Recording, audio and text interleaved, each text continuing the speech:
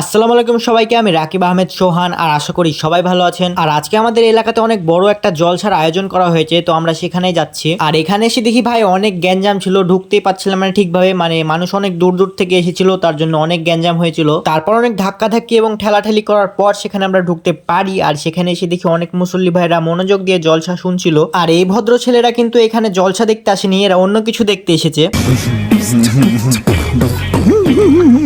তারপর আমরা জলসা দেখতে দেখতে ভুল করে মেলার মধ্যে ঢুকে পড়ি। আর এর মধ্যে ছিল আরো বেশি গ্যাঞ্জাম, এখানে হাঁটাচলা করার মতো রাস্তাই ছিল না, অনেক গ্যাঞ্জাম ছিল এখানে। আর এখানে অনেকজন অনেক কিছু বিক্রি করছিল। আর এখানে এসে ভাই এত গ্যাঞ্জাম ছিল, আমি জীবনে কল্পনা করিনি জলসার মধ্যে এত গ্যাঞ্জাম হবে, তাও শুধুমাত্র কেনাকাটা করার জন্য মানুষের। জলসা বললে ভুল হবে, এটা কোনো মেলার থেকে কম না, মেলাতেও মানুষ এত গ্যাঞ্জাম করে কেনাকাটা করতে আসে না। তো ভাবলাম জলসার মধ্যে যেহেতু এই ধরনের মেলা বসেছে, সেহেতু আমরা একটু ঘুরে আসি। তো এর মধ্যে ঢুকে দেখি মানুষ শুধুমাত্র জলসাই শুনতে আসেনি, এখানে বেশিরভাগ মানুষ কেনাকাটা করতে এসেছে, অনেক জিনিসপত্র দেখতে এসেছে। আর এই জায়গাটা দেখে আমাদের সাহেব বাজারের থেকে কোনো অংশে কম বলে মনে হচ্ছে না, কারণ এখানে বাজারের থেকে অনেক বেশি কিছু বেচা কেনা হচ্ছে। তারপর একটা সুন্দর আতরের দোকান দেখতে পাই, কিন্তু এটা দেখে একদমই আতর বলে মনে হচ্ছে না, এটা দেখে মনে হচ্ছে আলাদিনের চিরাগ, ঘষাঘষি করলে জিনি বের হয়ে আসবে। তারপরেও এটা দেখতে অনেক সুন্দর লাগছিল। তারপর আমরা মেলা থেকে বের হয়ে ভদ্র ছেলের মতন আবার জলসার মধ্যে চলে আসি জলসা শুনতে, কারণ আমরা জলসা শোনার নাম করে বাসা থেকে বের হয়েছি। এখন যদি এদিক ওদিকে বেশিক্ষণ ঘোরাফেরা করি তাহলে বাসার মানুষের সাথে বেইমানি করা হবে,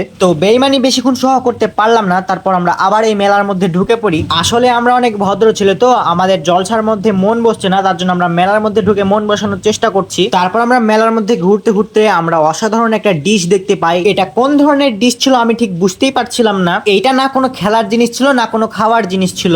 এইটা দেখে কিন্তু এখন অনেকে হয়তো বলতে পারেন এটা খাবার ডাল ছিল, কিন্তু না, এটা কোনো খাবার ডাল টাল ছিল না। এটা দেখে আমার অন্য কিছুই মনে হচ্ছিল।